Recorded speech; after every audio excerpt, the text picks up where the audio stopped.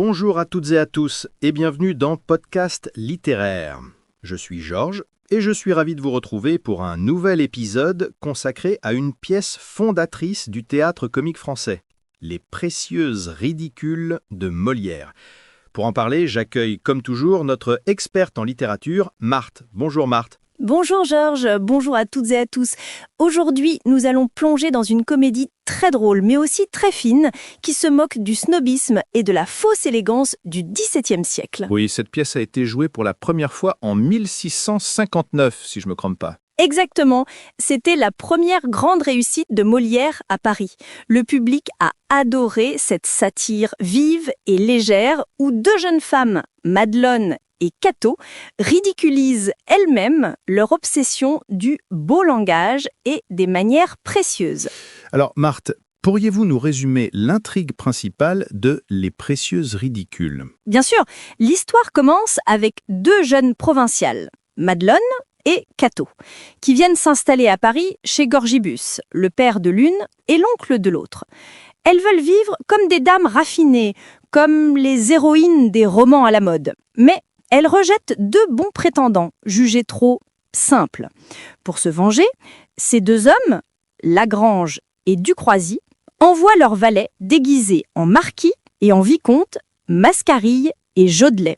Les jeunes filles, flattées, tombent dans le piège et se ridiculisent totalement, jusqu'au moment où les vrais maîtres reviennent et dévoilent la supercherie. C'est Truelle, maître et comique. Oui, tout à fait. La pièce se termine dans le rire et la honte. Les précieuses sont tournées en ridicule et Molière en profite pour critiquer l'affectation et la prétention sociale. Alors Marthe, quels sont les grands thèmes de cette comédie ? D'abord, il y a la satire du snobisme. Les deux héroïnes veulent imiter les dames nobles de Paris, mais elles en exagèrent les manières. Molière se moque de celles qui veulent paraître plus qu'elles ne sont. Ensuite, c'est aussi une critique de la fausse culture. Madelon et Cato ne comprennent pas vraiment les beaux sentiments dont elles parlent.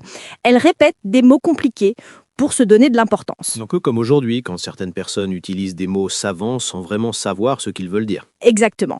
Molière nous montre que le vrai esprit n'a pas besoin de paraître. Marthe, pourriez-vous nous donner un passage du texte qui illustre bien ce ridicule ? Oui, voici un moment très connu. Madelon explique à son père qu'un mariage direct n'a rien de galant. Elle déclare « Le mariage ne doit jamais arriver qu'après les autres aventures.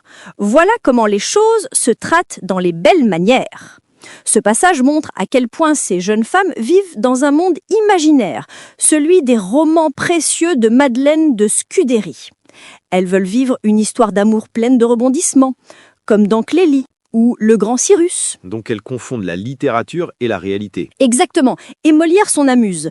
Quand Mascarille, le valet déguisé en marquis, leur récite ces vers ridicules.